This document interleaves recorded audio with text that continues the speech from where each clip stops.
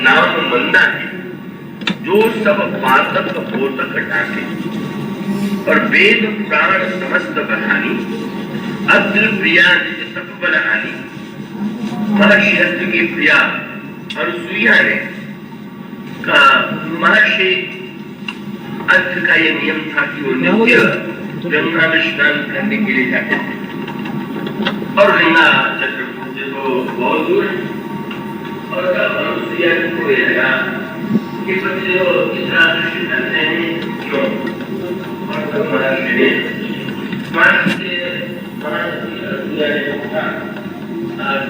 इतनी अटकल करके गंगा स्नान के लिए क्यों हो जाते हैं तो महर्षि ने गंगा की महिमा बताई और गंगा की महिमा सुनने के बाद फिर अनुसुईया जी ने निवेदन किया यदि गंगा की एक धारा यही आया तब तो आप वहां जाने का कष्ट नहीं करें।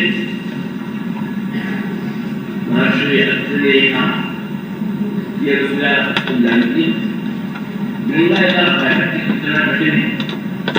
सरल भगीरथ के प्रसंग में 2 पीढ़ियों की तपस्या के बाद गंगा का प्रादुर्भाव हुआ तो गंगा जी टूटने कैसे आ सकती। अनुसुईया जी ने कहा कि आप केवल आदेश दें और महर्षि ने कहा यदि गंगा की धारा यहाँ आ सकती है तो मुझे इतना दूर श्रम करके गंगा का स्नान करना आवश्यक नहीं। और हम मां सती अनुसुईया ने ब्रह्मा विष्णु शंकर को आमंत्रित किए और वो सती अनुसुईया के उस आमंत्रण को स्वीकार कर लेते हैं क्योंकि गंगा का संबंध तो आप जानते ही।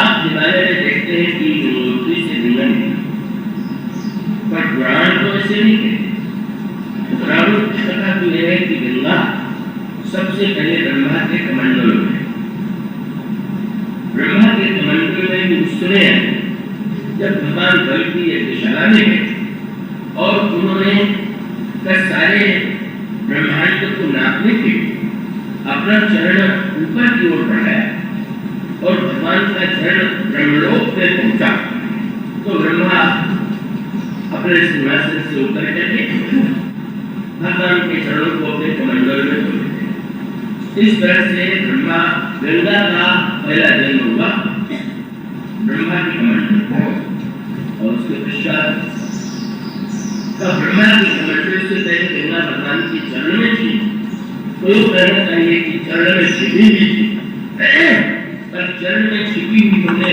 जो रहने वाली गंगा है उनको ब्रह्मा ने अपने कमंडल में पकड़ा और जब भगीरथ ने तपस्या किया तो ये प्रश्न आया कि ब्रह्मा के कमंडल में रहने वाली जो गंगा है और उन्हीं के द्वारा उनके दुखों का उद्धार हो सकता है ऐसा महापुरुषों ने बताया।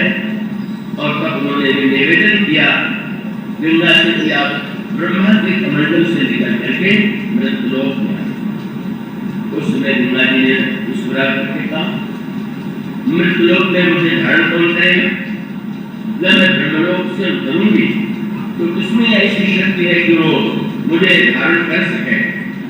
और तब भगीरथ ने भगवान शंकर से प्रार्थना किया और भगवान शंकर ने मुस्कुरा करके कहा ठीक है गंगा जब ब्रह्मा के कमंडल से उतरेगी तो उन्हें सिर पर धारण वही हुआ।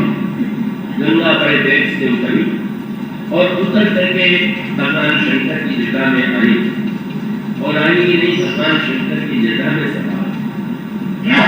फिर भगीरथ के सामने समस्या आई अब भगवान का इतनी कठिनाई से तो ब्रह्मलोक से उतर करके मृत्युलोक में भगवान शंकर के दर्शन कराए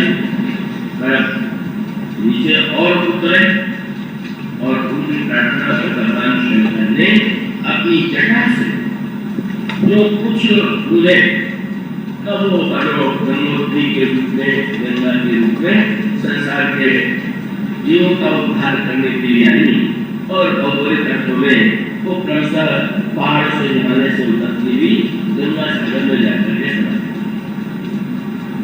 अब इस संदर्भ में थोड़ा जटिल हुआ ये गंगा की धारा और गंगा की का नाम है और यूं देखें तो जैसा मैंने कहा कि जो अनुसुईया आश्रम में प्रकट होती है। और इस कथाओं के पीछे जो तात्पर्य है, जब अनुसुईया जी ने तीनों को निमंत्रित किया और ये आग्रह किया कि मेरे पतिदेव के स्नान के लिए आप लोग गंगा की एक धारा यहाँ पर भी प्रभावित करने की कृपा करें, तो तीनों अनुसुईया जी उस प्रार्थना को स्वीकार नहीं कर पाए और तब गंगा की धारा अनुसुईया जी के आश्रम से मंदाकिनी के रूप में बनी, यमुना में नहीं, यमुना से गंगा क्या इन कथाओं के पीछे जो तात्पर्य है, तो उस तात्पर्य को जरा गहराई से विचार करके देखें। और ये कि ब्रह्मा विष्णु और शंकर हमारे देव कहा जाता है। ब्रह्मा और शंकर और विष्णु में अंतर यही है, ब्रह्मा जो है वो बुद्धि के देव है और सृष्टि का निर्माण करता है।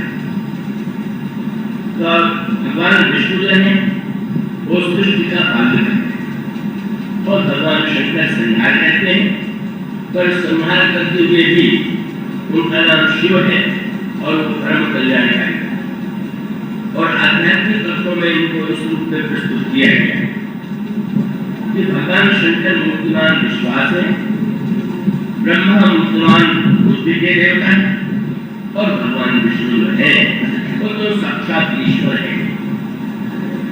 अब ये जो कथा गंगा का प्राकट्य है, जब भगवान राम गंगा के किनारे खड़े होकर के अपने प्रिय अनुज लक्ष्मण को गंगा की कथाओं को सुनाते हैं, दूसरे सीता जी के समक्ष गंगा की कथाओं का वर्णन करते हैं, तो भगवान केवल भूगोल का वर्णन नहीं करते, केवल घटनाओं का वर्णन नहीं करते। भगवान बताते हैं कि जो गंगा की उत्पत्ति की कथा है, इन कथाओं का अर्थ क्या है, तात्पर्य क्या है। केवल हम शरीर से जाकर के गंगा में स्नान करें, आप गंगा में स्नान करेंगे तो आपको शीतल जल मिलेगा, आपको कटाए आपकी थकान मिलेगी, पीने को जल मिलेगा। और उसके साथ साथ गंगा का उद्देश्य केवल इतना तो नहीं है, गंगा को इसीलिए हमारे शास्त्र तो अनेक बात कहते हैं। उन्होंने कहा गंगा में स्नान करने वाला तो धन्य है, गंगा में स्नान न करके जो केवल दर्शन कर लेता है वो भी धन्य। पुराणों में तो बड़ी अनोखी कथा थी कि नारद जी गंगा के किनारे जाकर खड़े होते थे, बस वहीं से लौट जाते थे, स्नान नहीं करते थे, तो गंगा जी से नहीं रहा। और उन्होंने देवर्षि नारद से पूछा कि मज्जन के स्तर में देवर्षि पुण्यमध्य से दूसरे जितने ऋषि मुनि हैं आप स्नान करते हैं, पर देवर्षि आप आते तो लेते हैं, स्नान क्यों नहीं करते। और तब देवर्षि नारद ने दे दिया माँ के तब दर्शनामुक्ति निधाने स्नान। मैं तो समझता हूँ कि तुम्हारे दर्शन से मुक्ति हो जाती है, स्नान का क्या फल होता है इसे नहीं। बड़ी दिलचस्प बात है, गंगा में स्नान करें तो समझ में आता है केवल गंगा के दर्शन से, और वो भी कोई साधारण वस्तु नहीं, मुक्ति अति दुर्लभ कैवल्य परम पद, केवल गंगा के दर्शन से मुक्ति हो जाती है। यार ऐसा और कुछ शास्त्र और आगे बढ़े उन्होंने गंगा के स्नान की बात जाने दी, दर्शन की बात जाने दी। आप कभी भी स्नान करते समय गंगा गंगे योजना नाम सतही रखें। आप चाहे जितनी दूर बैठे हुए हो, चाहे आप बाल्टी के जल में नहा रहे हो, तो गंगा जी का स्मरण कर लीजिए, गंगा के स्नान को कर दीजिए। तो हमारे अध्यात्म विद्या का उसका अभिप्राय है कि गंगा को अपने शरीर से स्नान कर देना ही सब कुछ नहीं।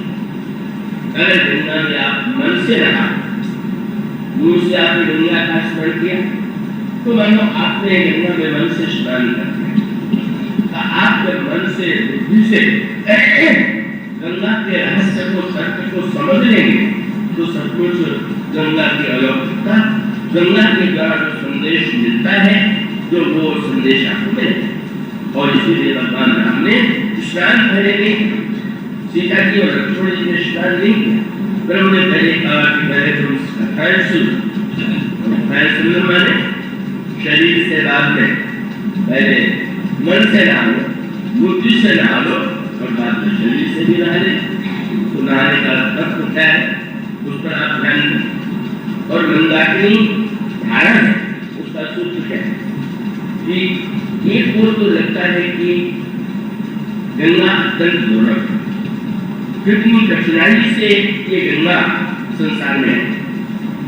और जैसा कि अनुसुईया जी ने तो एक क्षण में ही गंगा को मंदाकिनी के रूप में प्रकट कर दिया, उससे लगता है कि गंगा अत्यंत मंदाकिनी के रूप में अत्यंत सुलभ है।